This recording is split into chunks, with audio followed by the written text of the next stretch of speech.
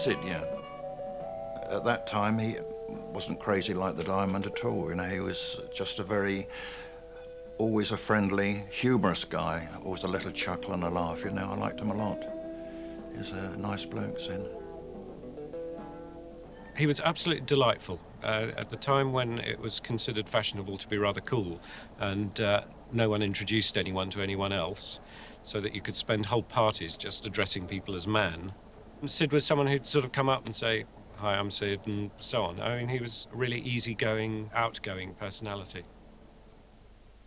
He was a very good painter. He was a very good actor. He was a lovely, handsome boy with lots of girlfriends. You couldn't think of a more well-rounded, integrated, happy bloke. I remember when Sid joined the band, he had all these incredible ideas, lyrically and musically. Very strange.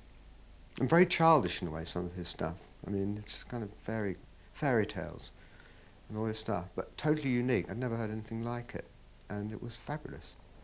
He brought the ability to play the guitar, which was quite unusual at that time. I suppose also he brought the ability to perform, and eventually, I mean, obviously not immediately, but eventually he brought songwriting.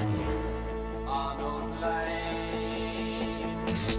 And we went into the studio to do Arnold Layne. They gave him time, doors bang, chain gang. He hated. And we did it pretty much, I think, in about, one day for recording. It was 4 tracks. That was the facilities, was 4 tracks at that time. So we had to record all the rhythm section onto 1 track, and then we overdubbed a few other things.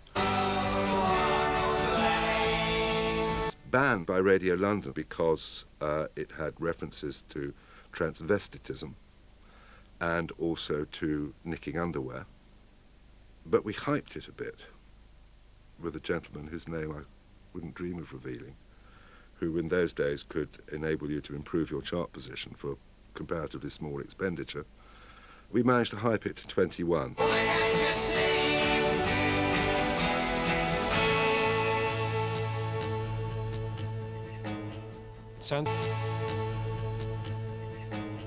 Sounds a little naive, but I think I was probably unaware of the politics of Joe Boyd going on over that period, because of course what happened was Joe Boyd was the initial producer and then was really rode out when we signed with EMI. Basically, I think we felt, let's be on the same label as the Beatles. So we signed with EMI. Once they did the deal with EMI, EMI had a policy in those days of their own studios, their own producers. Once you signed to EMI, you were in-house. And so I was very much shut out. It's interesting that it didn't occur to us to make a fuss about who was going to produce us. We didn't say, no, that's our decision, it's nothing to do with you.